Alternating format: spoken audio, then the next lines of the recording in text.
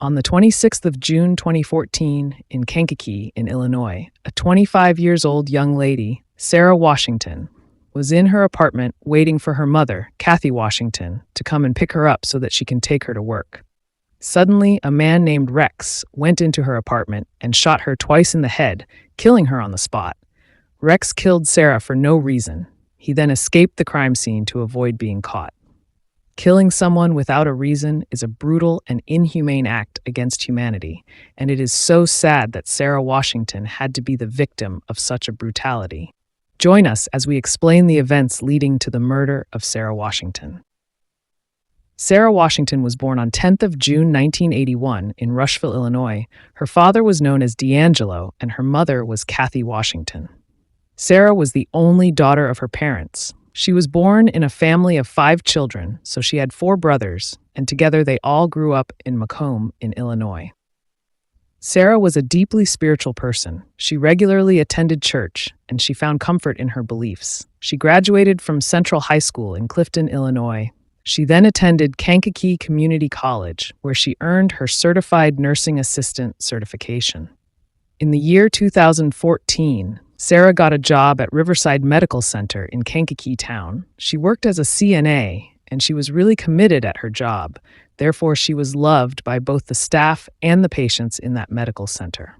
Sarah also had a keen interest in fashion, so she desired to pursue a career in modeling. Later on, Sarah began modeling with Polk Entertainment Modeling Troupe. Eventually, she secured a professional contract with Factor Modeling Agency based in Chicago. Sarah's success quickly rose in the modeling world, making her dream to become a reality. Sarah perfectly balanced her job at the hospital and her modeling career at Factor Modeling Agency in Chicago. Later on, Sarah met a man named Greg Dismuke through her best friend. Unfortunately, Greg was not a good person. He had trouble with the law before, and he also had a history of violence. Sarah and Greg soon fell in love, and they entered in a relationship. However, their relationship was far from perfect. Greg was an unfaithful man. He cheated on Sarah with several women. He also abused and controlled her life. On the 25th, June 2014, Greg Dismuke spent the night at his girlfriend, Sarah's apartment. The following morning, Sarah bought him a breakfast, which he ate and went back to sleep. He woke up at 10 a.m. to find an empty room. Greg then waited for a ride, which took him to Harvey in Illinois. It happened that on that morning, which was 26th June, Kathy went and picked her daughter Sarah from her apartment. They run some errands together. Sarah and her mother Kathy spent their morning running errands. Later at around 11:45 a.m., she took Sarah back at her apartment. The two, however, agreed that Kathy would return at Sarah's apartment in the afternoon to pick her up and take her to work. At about 4:30 p.m. that afternoon, Kathy returned to her daughter, Sarah's apartment, to pick her up and take her to work, as they had earlier on agreed. When still outside the apartment, she called Sarah, but unfortunately, Sarah didn't answer the phone. She waited to see if Sarah would come out of the building. A few minutes passed by, but Sarah didn't come out of the building to meet her mother. Kathy called Sarah again, but she didn't answer the phone. She found it strange that her daughter wasn't picking up her calls. She also didn't come outside to meet her. So Kathy went to knock on her daughter's door. When she knocked on the door, there was no answer. Fortunately, the door wasn't locked, so she entered inside the apartment and called her daughter once again, but still there was no answer. Kathy walked to her daughter's bedroom. Upon entering the room, Kathy found Sarah lying on the floor, and she thought that she had fallen out of her bed and hit her head. Kathy bent down to touch Sarah and found out that she was cold. She noticed a bullet wound in her head, and she got shocked. Sarah was dead. Kathy called 911, and soon the police arrived at Sarah's apartment. Kathy was crying outside as she painfully calls her daughter's name over and over. The police went to Sarah's bedroom, where they found her laying dead on the floor. They immediately started their investigations and discovered that Sarah had been shot twice in the head at a close range. They found 2 .380 caliber shell casing lying on the floor. They also found a blood-stained pillow. However, the police didn't find any signs of forced entry into the apartment. They also found Sarah's purse on the bed with money inside. Sarah's credit card, driver's license, and a pile of cash was found. Nothing appeared to have been stolen from the apartment, so the police ruled out robbery as the motive for the crime. Also found at the scene was a pair of men's underwear and a hotel key with the room number 220. It didn't have the hotel's name on it. The police didn't find any signs of struggle on Sarah.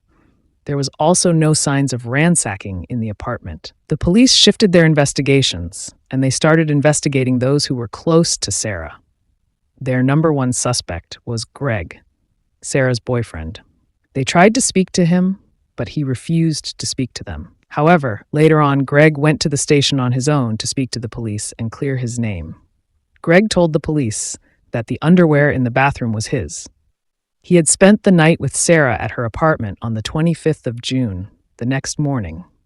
He said Sarah had bought him breakfast before heading out to run errands with her mother after she left. He fell back asleep and woke up around 10 a.m. to find the apartment empty. Greg added that he had plans to go to Harvey in Illinois later that day and was waiting for his ride to pick him up. While he was waiting, an acquaintance named Rex Frank stopped by the apartment, and Greg let him inside. According to Greg, Rex asked if he could buy some weed, but Greg told him that he didn't sell weed. And then Rex asked Greg if he had a gun, but Greg said that he didn't have one. Greg described Rex as more of an acquaintance than a friend, someone who had attached himself to him and his circles. After asking for weed and a gun, neither of which Greg had, Rex then asked to borrow some money, but Greg told him that he didn't have any cash. He explained to him that he was planning to go to Harvey to pick up some iPhones that he intended to resell. Greg said that after that, Rex left the apartment at about 5 minutes later. Sarah came back home shortly.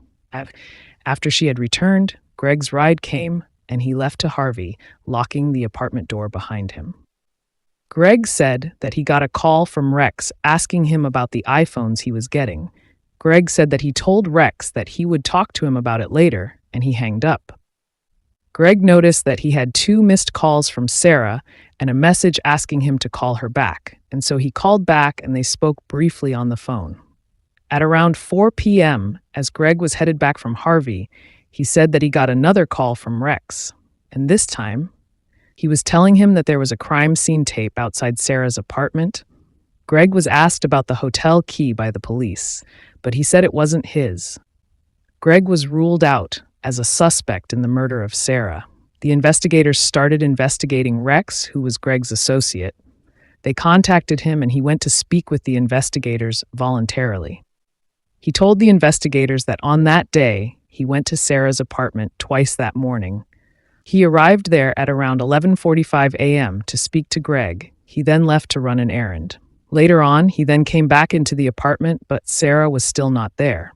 He spoke to Greg, who told him about the phone scam. At 12:30 p.m., Rex came back to the apartment, and he found Sarah home. Unfortunately, Sarah never opened the door, and Greg had already left. Rex then went home before going to the barber shop at 4 p.m. Rex denied having anything to do with Sarah's murder. After investigating Rex, the detectives found no evidence linking Rex to the murder of Sarah. They also didn't find any motive as to why he would murder her. Since they didn't have any concrete evidence to prove Rex murdered Sarah, they let him go, but still, they listed him as their prime suspect. The detectives found themselves with no lead, so they went to interview some of Sarah's neighbors so that they can get some information.